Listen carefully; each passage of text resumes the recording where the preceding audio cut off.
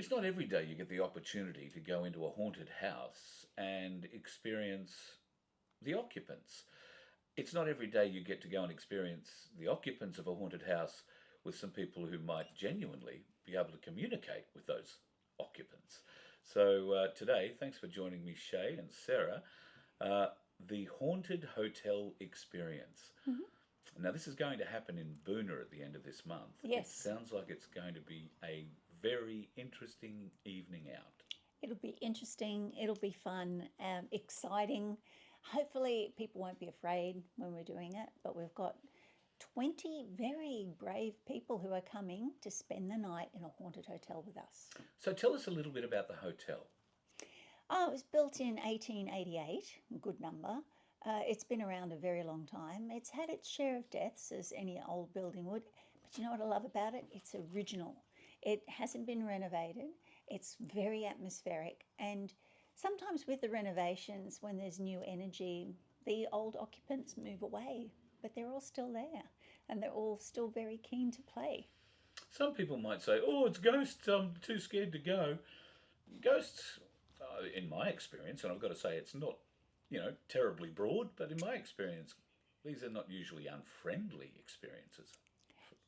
Yeah, well, it's not Casper the Friendly Ghost, but these are certainly ghosts that have chosen to stay in that area for a particular reason.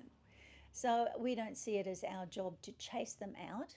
We can certainly help bring them closure and bring their relatives closure, which is what we do as mediums, but we're there to allow them to experience the living as much as the living want to experience what it's like on the other side. Sarah, when you walk into a place, like this haunted hotel, are you immediately aware of the entities that are there, the people who've stayed? Usually, I like to just let them know that I'm there to talk with them, to welcome them, and not there to tell them they have to leave. It's more like, hi, love to catch up with you, what's your story?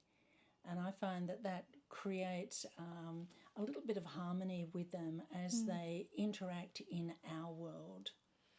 Over the years, I imagine both of you have been to haunted properties on more than one occasion.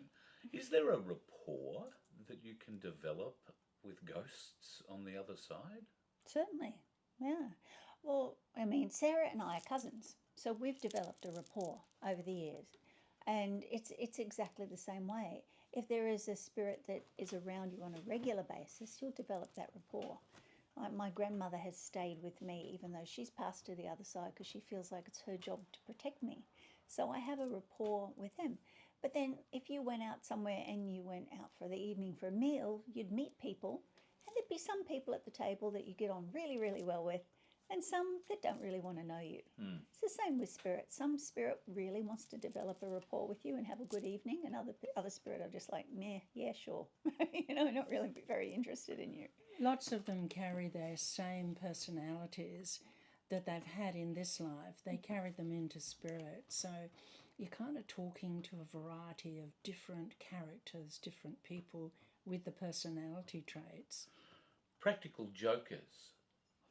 I think there are a lot of ghosts that enjoy playing practical jokes.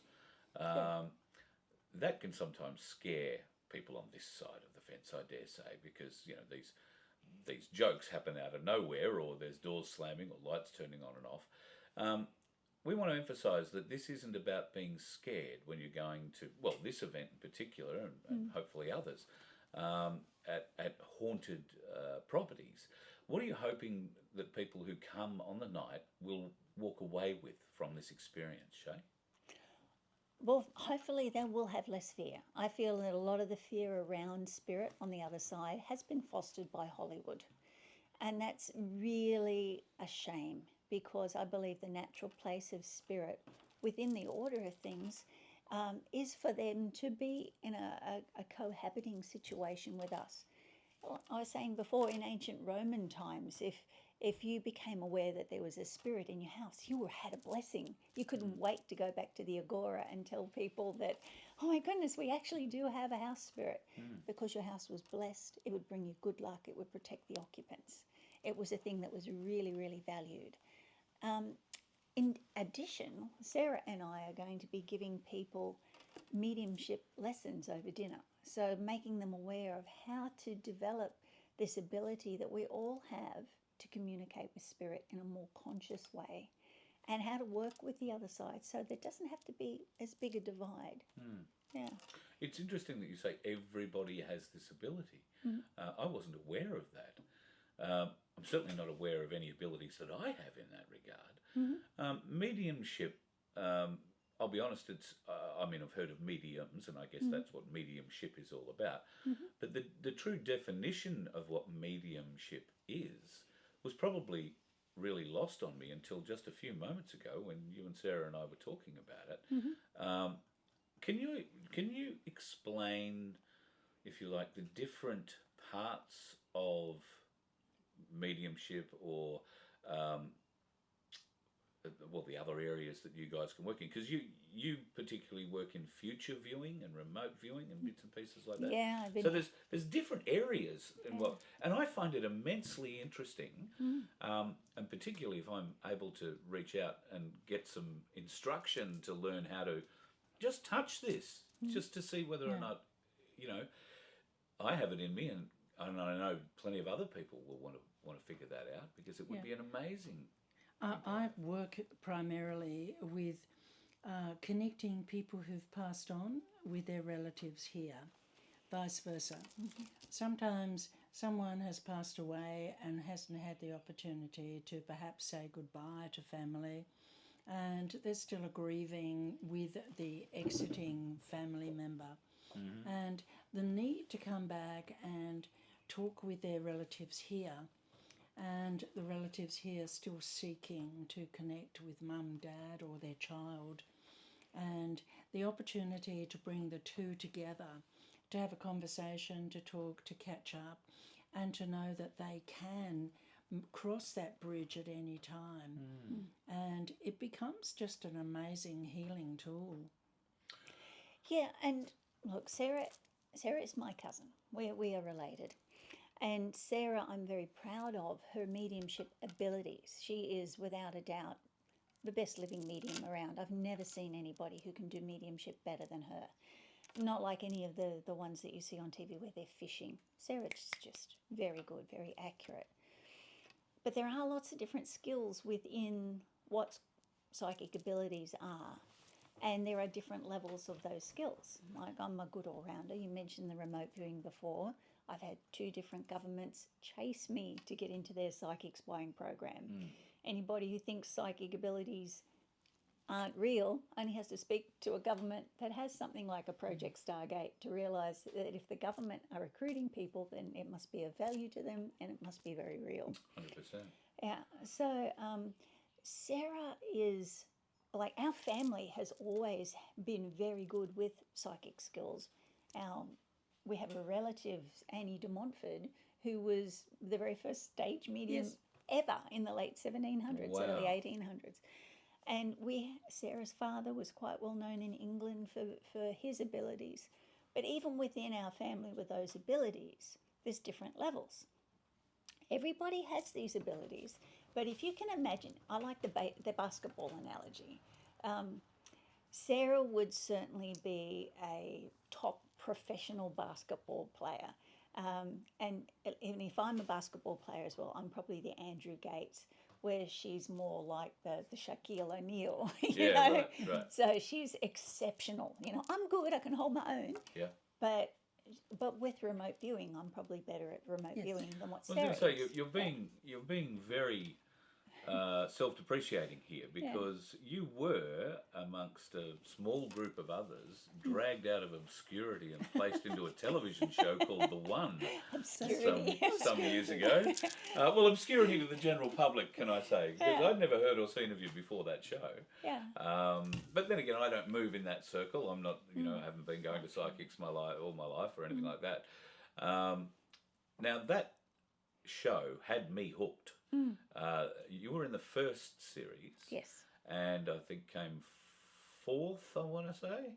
I can't remember. I think it was something like that. Yeah. But it was. I think you were robbed. Look, it's TV, Yeah. and they had to make a show. Yeah. So I think before it even started, they had decided who would win, who would leave at what stage, and all that sort of stuff. But You opened a few eyes of producers on that show, though, because we've had a couple of conversations about what happened that off camera, that was stuff that they probably should have used in the show and never did. Do you want to tell us one of those stories? oh, well, for the very first test, I mean, everybody had to be tested to be on the show. So they're after the 7 best in Australia. So, and I actually didn't want to be on the show, but a magazine I was writing for kept going, "We want you in it, we want you in it." Right. So I ended up auditioning for the show and blew them away because they had a sealed envelope with a photo in it, and I looked at it and I went, "It's a photo of Hugh Jackman." And they were like, "Don't you want to touch it?" And I'm going, "No, I know it's a photo of Hugh Jackman. What's the point here?" And they were like, "Don't tell any of the others." And they're going, "Do you want us to open?" I'm going, "No, I know that's a photo of Hugh Jackman in that sealed envelope." So that was it as far as they were concerned. So my viewing again came through. Yeah. Right. And there was several tasks that they did. Like, these were all really, really good psychics. But because the result was too good, the skeptic, this token skeptic that was on the show, objected, saying, "Oh, it's not possible that, on the statistic averages that could happen." And then they would say, "Oh, well, let's shoot it again." Like the very first task, 5 out of the 7 were spot on, and the other 2 were very, very close. But when they shot it again, it's like trying to get lightning to strike twice. And we lose confidence in ourselves. Like, what did we do wrong? Did we do something wrong? Right. So that was the very first task. The one, like, as far as mediumship goes, we were all given a rock star's memorabilia, and we had to tell who the rock star was. And I couldn't get the name. That's just my thing. Quite often I'm stuck on names, and I'm going, I can hear layered guitars. I can see this guy singing in front of large audiences. I can see him dressed up as a king. I can see him falling over, having no strength in his legs. And they're going, "What's his name?" And I couldn't get his name, but it was Freddie Mercury's sweatband that he used to wear on stage. Oh, wow. And Glenn A. Baker came back afterwards after the show and was like, "Oh, I should have known, I'm sorry I didn't know about his legs." And, because with the AIDS before he died, he had his legs wasted. He had big ulcers in his legs. Yeah. And I described his living room, and he's going, "I didn't know any of that stuff." But the guy who brought in the memorabilia said, "That's all spot on." Spot on. So the show itself wasn't prepared for what was happening. Yeah. I think, it's not against them. They were expecting to make a fictional show, and then they got 7 really, really good Good psychics. Yeah. Well, But I just think I want to add into that all over the world for hundreds of years, the skeptics have been getting a lot of leverage out of trying to make psychics not efficient, not have any ability, because it just keeps them out there, and it's their game. So it sells more books, it sells more tickets. Well, they've got a vested financial interest in it. And it was interesting, all 7 of us actually had to sign a waiver that even though we were going to prove things right, that we weren't allowed to claim that $1 million skeptic reward. wow. So the skeptics knew that, and they That's right. they made us sign a waiver which should show who really is the frauds. Should really, yes. It's quite strange that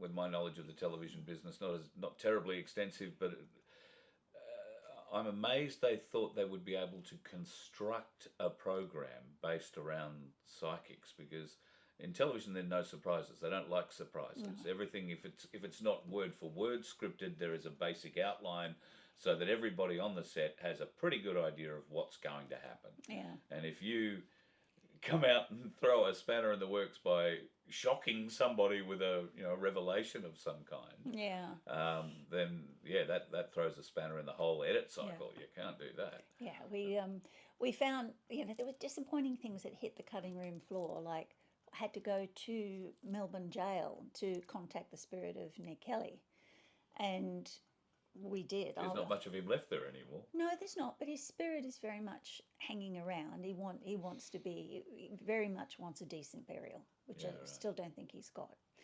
But as I was walking up towards the gallows, you could see the producer going white, right? And the cameraman started shaking, and I'm like, "Is everything all right, guys?" And they go, "Yeah, just keep going, just keep going." And apparently, what happened was, as I was going towards the gallows, I got a big red mark around my neck. Oh, wow.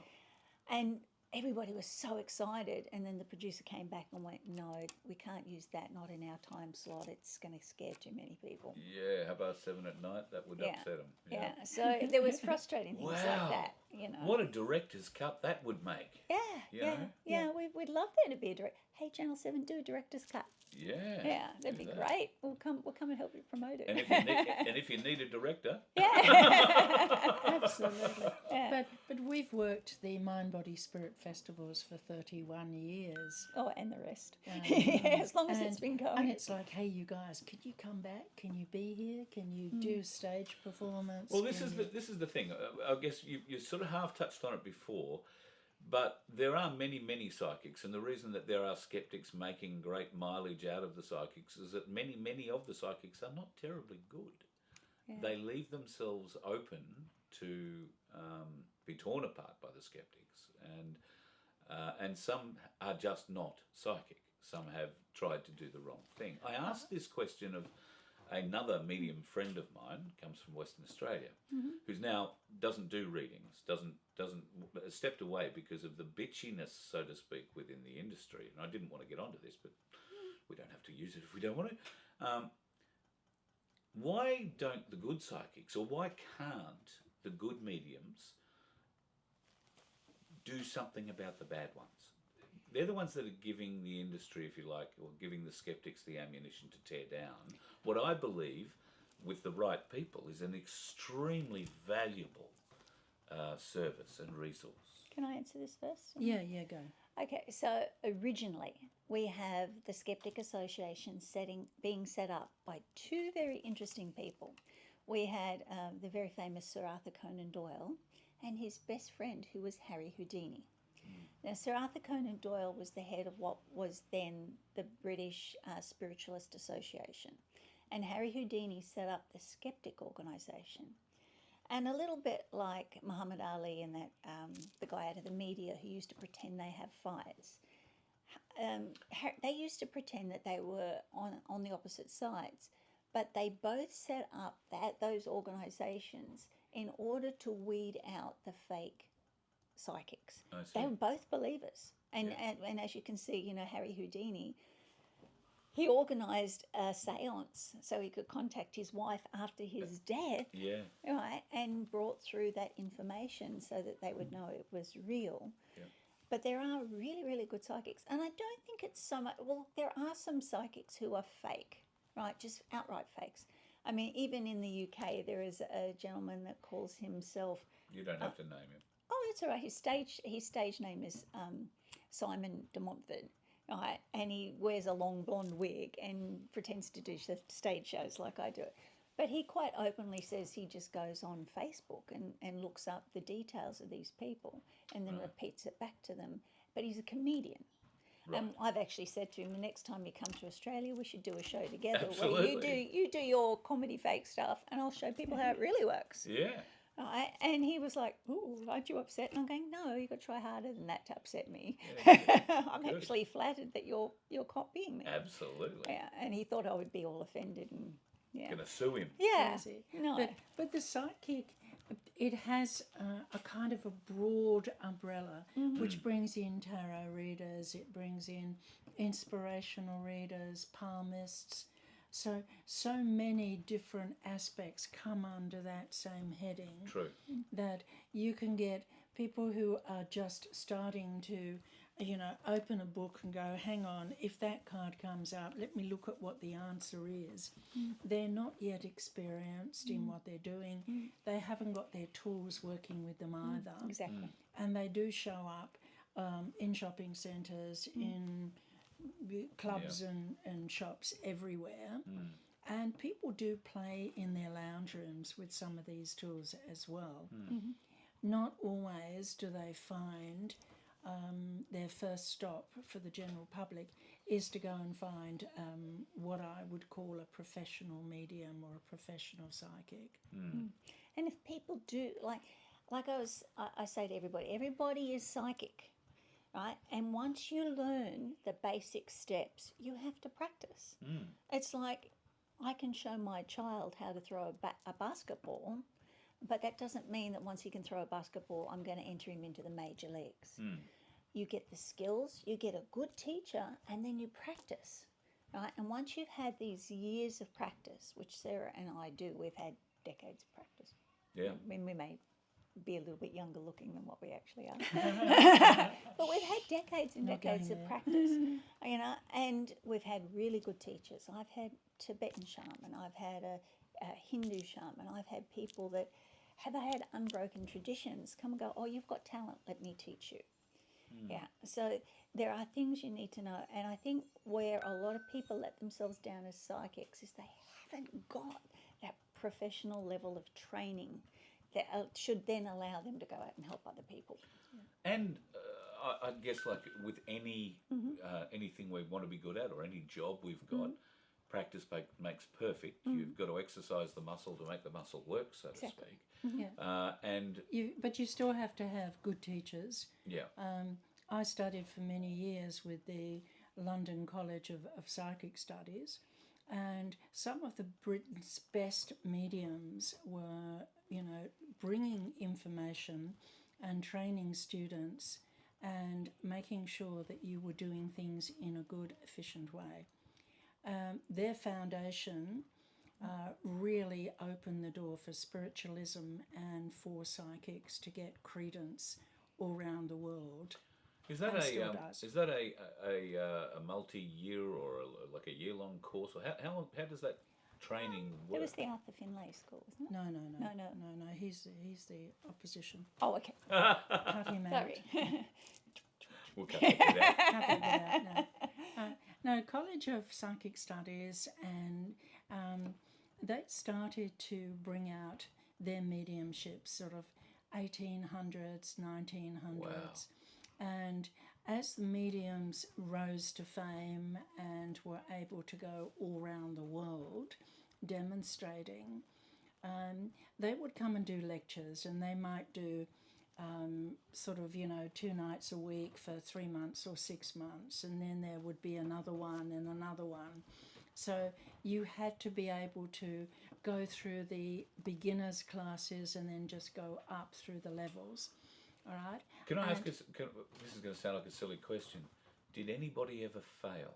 Lots. So there was Lots. a line drawn. There was always a line not, drawn. not like they fail, but they get to that level, and some people just can't progress beyond that level. Yeah. Yeah. Yep.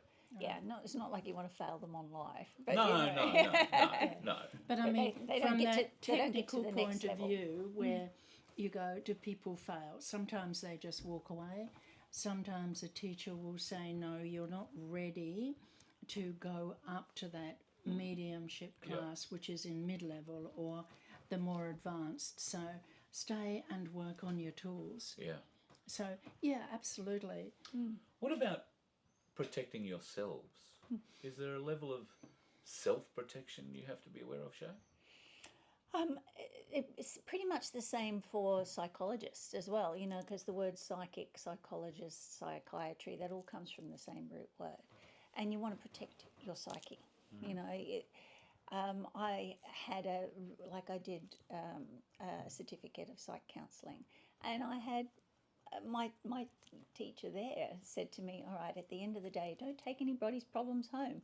Do this ritual. And he used to go and stand in front of the toilet and flush other people's stuff away. Just visualize it going down the toilet. And that was from a really good psychology teacher here at the university on the Gold Coast. So there are skills. I mean, you do want to make sure you practice psychic hygiene. You don't take anything home. It's 2 rules with spirit. It comes when you call it. It goes when you tell it to leave. So you must make sure at the end of the day you tell spirit to go. But it's not just spirit, because sometimes you can tell spirit to go, but the relatives will still pester you that are living for more and more answers. So it is about very clearly setting your boundaries for your own personal health and the protection of your psyche. Psychic hygiene. 2 words I never thought I would put back to back. And it conjures all sorts of things in my mind, all of which are completely wrong, I'm sure. Can you give me an example of psychic hygiene? Sure. Do you want to go or will I go? Oh, no, go. Okay. So, for instance, I think people have heard of calling a circle or casting a circle. That is basic psychic hygiene. Essentially, what you're doing is you're asking the elemental forces or the forces that create matter in this world to hold a barrier in a particular area and only allow spirit in that you call. So none of the little mischievous ones can get in. I think we've all experienced mischievous spirits, where we've put our car keys down and we know we've put them there. Oh, yeah. And then you come back 5 minutes later and they're just not there. Can I just ask, are either of you seeing a fat red-headed bastard over my shoulder at the moment? Seriously, I've got a mate. He passed away 15 years ago now, but he always hides my keys. Okay, there you go. Always. So casting... Is he just a little bit overweight? Just a little bit. Big arms. Yeah, she was saying something before about a friend there with you. All right. So psychic hygiene says, okay, they must wait at the door while we do our spiritual work, right? So kids will often play with fairies in the garden, but like children that are outside getting dirty and messy in the garden, you don't want them running in and out of the house all the time. No. So nothing wrong with them. They're not evil, but they're just messy and they muck things up. So you go, here's my barrier. So you cast a circle when you're doing your work. Make sure there's only the spirits there that you want to work with. And then at the end, you release that so everything goes back to normal. Mm-hmm. These will be skills one imagines we might be able to pick up over dinner at the hotel, the haunted hotel in Boonah. Yep. Absolutely. And showing people how to feel into the energy and knowing that they have some ready-made tools that we've given them will make the experience much nicer rather than just, the Hollywood horror of everyone screaming the place down. That was never the intention when the two worlds open a door to connect. It was meant to be a much more pleasant and joyful experience. Yeah. And at the end of the day, we can't guarantee we'll see a ghost, I suppose. No, but this place is a very, very good chance. It's very active. There is... I went there with my stepmom. We stayed there. My stepsister, who is actually on the crew with us on the night, she actually organised for us to stay in the room. And I'd been talking about how active it was spiritually with my husband. And then my stepmom, who's significantly older than me, came in and she was like, oh, I've been hearing these footsteps running up and down the hallway. Have you guys been going up and down the hallway? And we just burst into hysterics. And I went, no, it's a little girl. And they went, little girl in the motel. I went, oh, hang on, it's a little girl in spirit, Robin, it's a little girl in spirit. And when I explained it to her, she said, oh, can I meet her? So we took her outside. We stood her in front of the room that was the active epicentre. And within a few minutes of us calling the little girl in and saying it was okay, we actually it wasn't like you could see a little girl standing there. Yeah. But on camera, we actually caught like these clouds coming in and beside her. So it's surprising what you can actually catch on camera. I feel like old film used to work better because it had silver on the and silver is definitely a spirit conductor. But these days with digital, there's some amazing I'll bring a things couple happening. of coins if that'll help. Yeah, You can bring those. Yeah. But sometimes they are strong enough to really materialise. So you can actually be talking to someone and then realise that then they look and they sound and they're answering just as we are talking to each other. And then the next moment they just fade away and you go, oh, that was just, manifesting in our form, our world. Wow. yeah. They can do that too. Yeah, and I have a bit of a knack to a few pubs around Australia know about me now. They go, oh, you're that girl that gets ghosts in the photos with you. Ghosts photobomb me for some reason. So we've got a lot of photos. I'll send you a couple of photos of me in pubs with ghosts photobombing me over the shoulder and in front of me. Absolutely. Just goes to show that even a ghost likes to be seen out with a They good-looking do blonde. like to. Yeah. I find They that like to be around people having fun. they do. They Yeah, enjoy right. parties. We also have worked with the police departments where there's been missing people or murdered people, and we're asked to contact the spirit, the person who's passed on, for some more information. I imagine the look on the policeman's face when he knocks on your door to ask that question. If he's a first timer, coming to you they're for this, never they're first never timers. first timers. Yeah, so they've had some no. experience. Yeah. And it's very much, it's like a secret squad, isn't it? Well, my husband's retired TRG police, and he'll be with us on the night. But he's got plenty of stories about things that happen in the police force. And when he wasn't in the TRG, he used to do water police in Sydney Harbour.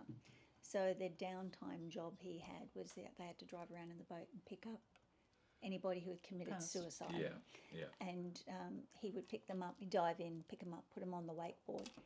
And he got quite the reputation for talking to them all the way back to the morgue. Like, you stupid bugger, what'd you do that for? You know? Yeah. And a couple of times he had friends with him that heard the person on the back of the board go, my God, that was quick, or something like that. And they go, what did you say? But there's very few skeptics in the police force. In fact, they quite often, if they get a young cadet who's a skeptic, they will play a practical joke on themselves where they will send them somewhere that is extremely haunted. Yeah, right. Yeah, oh, we've heard there's somebody in there, we just need you to go and check it out. What, by myself? Yeah, you'll be right. And they come back out white, quite often have wet their pants. And yeah, and then all the older policemen all laugh at them, like, Of course. you still a skeptic? You know? So, but there's many things, many stories. Ken's got plenty of stories, and he'll share them with people on the night. How does it make you feel if you're involved in a case like that and you are actually, a significant reason for solving it or giving them a direction or cause, but there will be very little ecstatic. But there'll be very little public. Ecstatic. You say ecstatic. I just go, wow, thank you for the opportunity God, to help. Yeah, I nearly got arrested twice.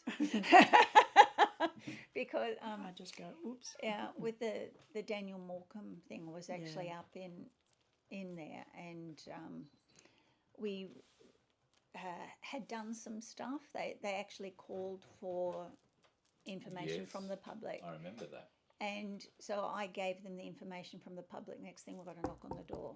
And they're going, how did you know there were two people in the car? How did you know it was this colour car? How did you know that was the licence plate? And I'm going, ooh. And I was going, but I was in Melbourne at the time it happened. So and then the police officer who was asking the questions knew my husband. And they went, oh, that's Ken's missus. She's one of those psychic ones that helps us out. So they know. Yeah. But I like it was like you got too much information on this case, lady. How'd you find out? Yeah. I said, well, you asked for it. Yeah. I told you what you wanted to know.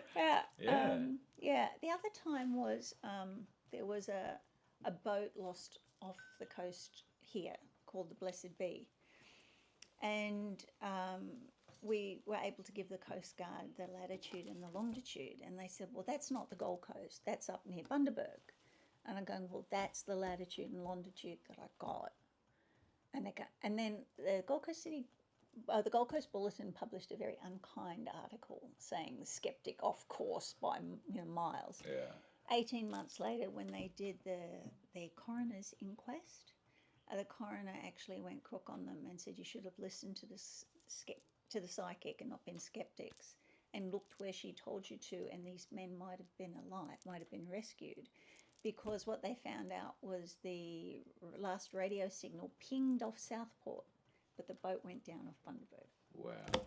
So, the Gold Coast Bulletin didn't print a nice article after that because they'd already stuck their foot in it. Of course. But, but at least I think I'm one of the few psychics in the world that's ever been proven accurate by a coroner's inquest. Yeah, wow. Fantastic, isn't it? Yeah, it's amazing. Yeah. And guess what? People can come and spend a night, have dinner, and and a bit of an interpretive evening in a haunted hotel in Boonah, Yeah. which is a beautiful little town. Oh, it's gorgeous. Sort of southeast corner of Queensland. Yeah, I love it. And that'll be the Saturday night. But Sarah, you're going to put on a show on the Friday night in On the Boonah Friday as well. night, yes. So now that'll be different. We're not going to talk about ghosts in the pub that night. What will people be able to see in your show then? They'll be connecting with family, relatives, friends who've passed on, who really want to talk with them, and just have that open communication. So many of them turning up will be a big. We need a big hall, not for the bums on seats, but for the spirit that's all going the to come along. spirit that's going to come along and join in. Yeah. They'll be excited and happy to be able to actually get a voice again and say what they really need to say to their family that are still here. So, if somebody's watching this at the moment, they've had somebody who's passed and they're hoping to get a message from them, obviously get a ticket to this show. We'll get to that in just a minute. My only true, what I would say, psychic experience has been with a guy who called himself the gatekeeper, and you had to set an appointment time to have that, at least 24 hours ahead. And he explained to me at the time that was so that he could put out in the world, or in the universe, or in the spirit world, that he was going to be at a certain point at a certain time, and I would be with him. And he would be able to communicate and help facilitate any communication for anybody that might want to say anything.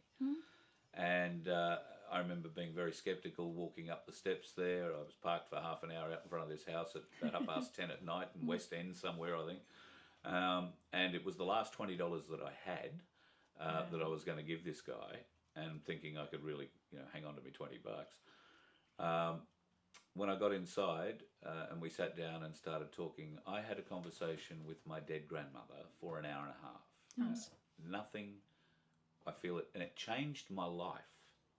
So this is why I've always kept a door open to, and in my business I've come across 10,000 psychics.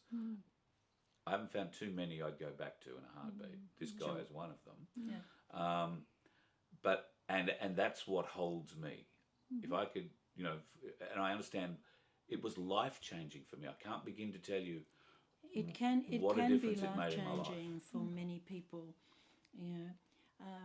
I brought together a mother and a baby, and her baby passed away in the back of their car, and she wasn't able to get the doors open. There'd been an accident, and she'd blamed herself because she'd survived and she just couldn't get to a baby in time, right? And being able to speak to the child, I mean, I'm saying a baby, it was a 4 or 5 year old. Yeah.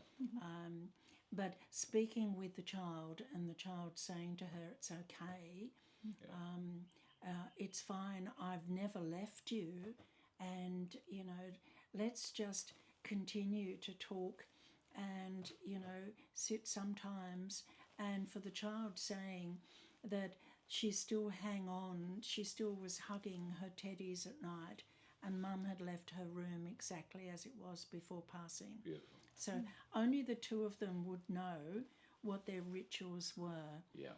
And that made a difference to that particular lady, because she could get on with being here instead of being wrapped in this blanket of grief all the time. Yes.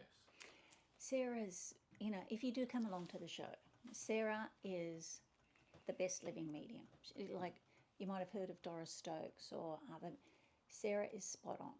And apart from that, she's so compassionate. So 100% what you said before about making an appointment with Spirit, if you ask your relatives to be there, they will make an appointment and keep it with you. Right? And you will find your relatives are trying to talk to you all the time anyway. Yeah. Until you know how to listen or learn how to listen, you go to somebody like Sarah who has the experience and the skills, and she can just show you, and once that door is open, it can stay open if you want, or if it's closure you need, the closure can happen and everything can be put to rest. And for the very reasonable price of admission that we're asking, like some mediums charge $1,000 for a session, you know, and Sarah won't do that. So, you know, for what you can do for this evening, I mean, not everybody will be read for, but the ones that are really important will be read. Yeah. And like you've said, it is a life-changing experience for people. Yeah. And the fact that they can access Sarah, you know, without having to go overseas, without having to pay these enormous amounts for people that aren't anywhere near as good as she is. Yeah.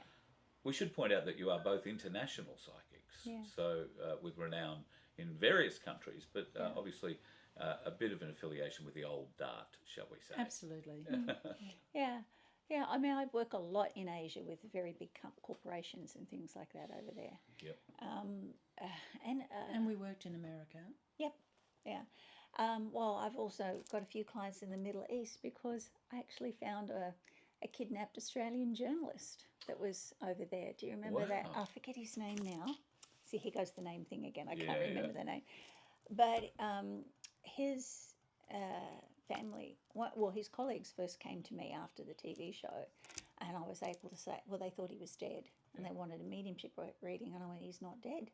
And they were like, what? And so I was able to describe that he wasn't very well, where he was being held, and all of that. And then after I told them that, and they sent further negotiations in, that the kidnappers actually put an announcement on Al Jazeera that he was alive, and they wanted $1 million ransom, which our then Prime Minister was like, nope, we're not negotiating. No, we don't pay.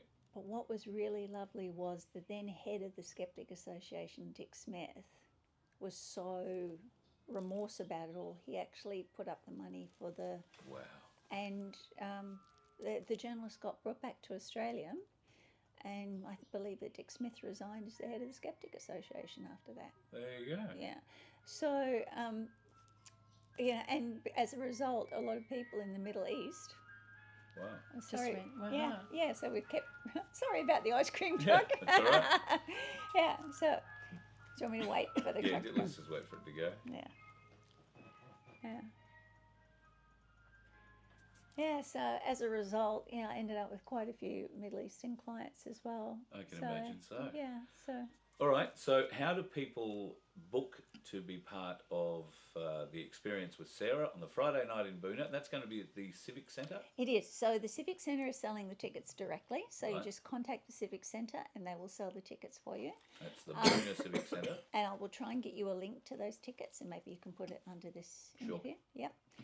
And so, so if you want to see Sarah, just the Boonah Civic Centre is selling the tickets, so just contact them directly, or we'll try and get you a link so that you can have a link for your listeners under the video.